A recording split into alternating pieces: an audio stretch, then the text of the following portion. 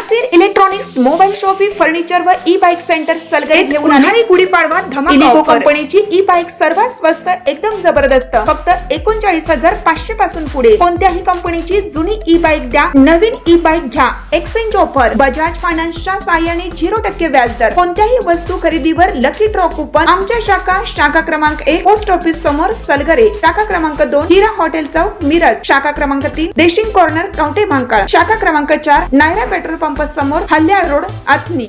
प्रत्येक बातमीतील घटनेच्या वास्तविकतेची तुलना थेट पाहत रहा चांगली अपडेट। आष्टा भिलवडी मार्गावर अंकलखोप तालुका पलूस येथे बुधवारी दुपारी भीषण अपघात झाला असून एका भरधाव अज्ञात वाहनाने दिलेल्या धडकेत अंकलखोप येथील 75 वर्षीय वृद्धाचा जागीच मृत्यू झाला। बबन भाऊ कुंभोजकर असे या मृत व्यक्तीचे नाव आहे।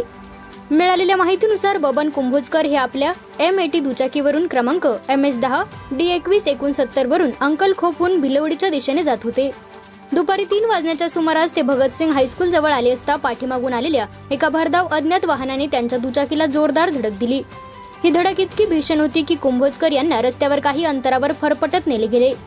या अपघातात त्यांच्या डोक्याला, हाताला आणि तोंडाला गंभीर दुखापत होऊन मोठा रक्तस्राव झाला आणि त्यांचा जागीच मृत्यू झाला। घटनेची माहिती मिळताच परिसरातील नागरिकांनी घटनास्थळी धाव घेतली आणि भिलवडी पोलिसांना पाचारण केले।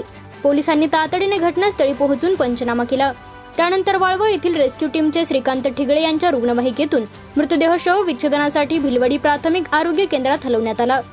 सायंकाळी शव विच्छेदन प्रक्रिया पूर्ण झाल्यानंतर मृतदेह नातेवाईकांच्या ताब्यात देण्यात आला।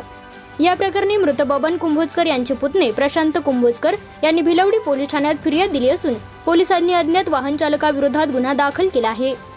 सहाय्यक पोलीस निरीक्षक भगवान पालवे यांच्या मार्गदर्शनाखाली भिलवडी पोलीस संबंधित अज्ञात वाहनाचा अधिक शोध घेत आहेत।